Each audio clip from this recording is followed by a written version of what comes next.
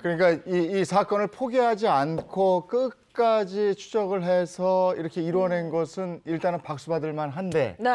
이게 이제 이걸 캐내면서 또 이 박수가 또 수그러들었어요. 이 부분까지 한번 알아보도록 하겠습니다. 네, 저는 좀 그전에 또 궁금한 게 뭐냐면은 이 이춘재 연쇄 살인 사건을 얘기하면 꼭 앞에 뭐 최악의 혹은 뭐 장기 미제 물론 이제 한국 내에서 이런 사건을 본 적이 없어요. 네. 저는 깜짝 놀랐고 무슨 영화 속의 한 장면 같아요. 이게 우리가 이춘재 살인 사건을 중심으로 우리가 깜짝 놀라고 아직도 기억이 선명한 이유는 그 잔혹성과 엽기성 때문입니다. 워낙에 놀라운 일이잖아요.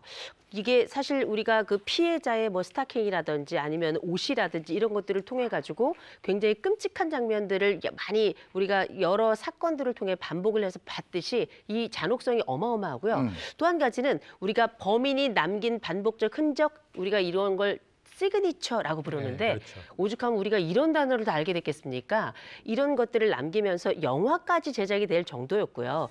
또 한 가지 나가서는 우리가 알고 있는 과거 1980년대 말부터 90년대까지 괴담이 돌았습니다. 네. 네. 비 오는 날 빨간 옷을 입으면 어떤 범죄에 노출될 수 있다. 네네. 이런 게 있어서 저도 그때는 엄마가 평소에 늘 입혀주던 빨간 옷을 입히지 않았던 기억이 아직도 있습니다. 저 영화에서도 그 장면이 나오거든요. 그렇죠. 네. 네, 그리고 범인이 당시에 경찰의 수사력을 아주 비웃기라도 하듯이 당시 아주 수사력을 집중한 와중에도 아주 범죄를 계속했습니다. 그래서 당시 2km 반경에서 비슷한 범죄들이 계속해서 이어지게 됩니다. 네. 그 당시엔 정말 어마어마한 인원을 투입을 하고도 잡지를 못했단 말이죠. 그러니까 저 보시다시피 지역 때문에 정말 피해가 컸던 게 화성 연쇄 살인 사건 저는 이렇게 젊을 때 기억을 했지만 네. 이제는 이 피의자가 특정되면서 네. 이춘재 연쇄 살인 사건으로 공식 명칭이 바뀌었어요. 네. 근데 그때 보면은요, 이 공소시효 끝나기까지 15년, 그리고 공소시효 끝난 이후에 미제 전담반이 동원된 수사 인력이 200만 명입니다. 연 동원 인력인데 예. 참고인 용의자가 2만 명이 넘습니다.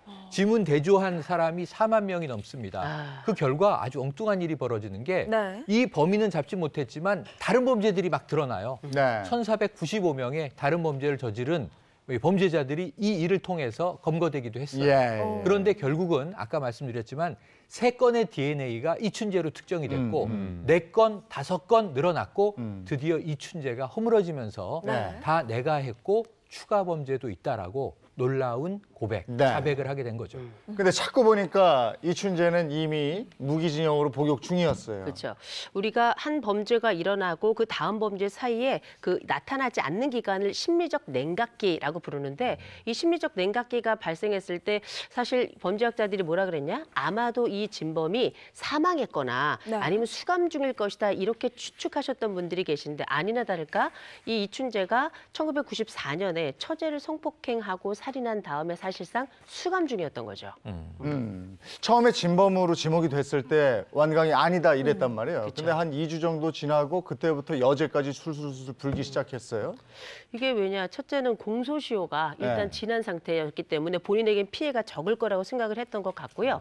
사람이라는 게 최선이 아니면 경우에 따라 최악을 선택하는 사람이 있는데 이춘재 같은 경우에는 내게 더 이상 플러스 될 게 없고 본인이 가능하다 생각했던 가석방도 어렵지 않겠는가라는 상상을 해본다면 아마도 차라리 내가 이렇게 죽느니 범죄 역사의 영웅으로 남는 게 낫지 않겠는가라는 판단을 한 게 아닌가 싶어요. 아니 뭐 미국 뉴스 접하면 내가 뭐 몇 명을 어떻게 했다 그런 미국에서나 했을지 이게 한국에서 이게 영웅이라고요, 영웅? 아니 이게 왜냐하면 우리가 유영철 알고 계시죠? 네. 다 끔찍한 범죄자인데 유영철이 무슨 일을 어떤 범죄를 어떻게 했는지 기억이 안 나요. 그런데 우리가 영화를 통해서 이춘재가 했던 그 연쇄살인의 그 끔찍한 장면들을 여전히 사회적으로 각인이 되고 있거든요. 예. 자 그렇다면 내가 역사로 앞으로 연쇄살인과 관련된 얘기가 나올 때마다 본인의 이름이 끊임없이 반복이 될 거 아닙니까? 영상도 끊임없이 반복될 거 아니에요?